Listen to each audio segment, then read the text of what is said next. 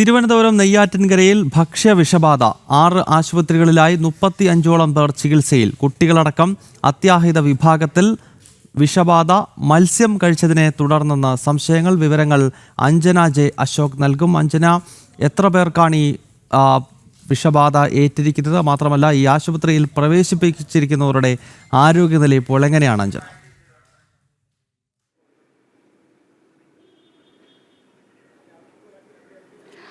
ഗൗതം സൂചിപ്പിച്ചതുപോലെ തന്നെയാണ് ഇപ്പോൾ നെയ്യാറ്റിൻകരയിലാണ് ഏകദേശം 35ഓളം പേർക്ക് ഭക്ഷ്യവിഷബാധ ഏറ്റിരിക്കുന്നത്. ചെമ്പല്ലി എന്ന മത്സ്യം കഴിച്ചതിനെ തുടർന്നാണ് ഭക്ഷ്യവിഷബാധ ഏറ്റതെന്നാണ് നമുക്ക് അറിയാൻ സാധിച്ചിരിക്കുന്നത്.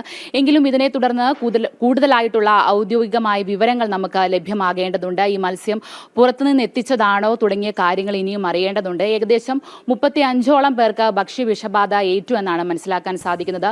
ഒപ്പം തന്നെ കുട്ടികൾക്കും ഈ ഭക്ഷ്യവിഷബാധ ഏറ്റിട്ടുണ്ട്. തുടർന്ന് കുട്ടികളെയും ആശുപത്രിയിൽ പ്രവേശിപ്പിച്ചിട്ടുണ്ട്.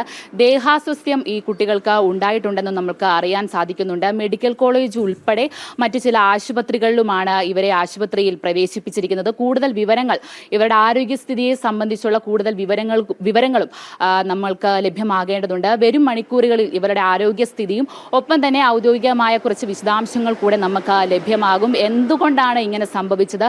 പഴകിയ മത്സ്യം തന്നെയാണോ അതോ മറ്റേതെങ്കിലും ആരോഗ്യപരമായ കാര്യങ്ങൾ ഇതിൽ നിലനിൽക്കുന്നുണ്ടോ എന്ന് തുടങ്ങിയ കാര്യങ്ങൾ കൂടി അറിയേണ്ടതുണ്ട്. എന്തായാലും വരും മണിക്കൂറിൽ കൂടുതൽ വിശദാംശങ്ങൾ നമുക്ക് നൽകാൻ സാധിക്കും. ഗൗതം, തിരുവനന്തപുരത്ത് ഭക്ഷ്യവിഷബാധ ഏറ്റിരിക്കുന്നു. ഏതാണ്ട് 35ഓളം പേർക്ക് ഇപ്പോൾ ചികിത്സയിലാണ് ആശുപത്രിയിൽ. അഞ്ജനയാണ് ഈ വാർത്തയുടെ വിശദാംശങ്ങൾ നൽകിയത്.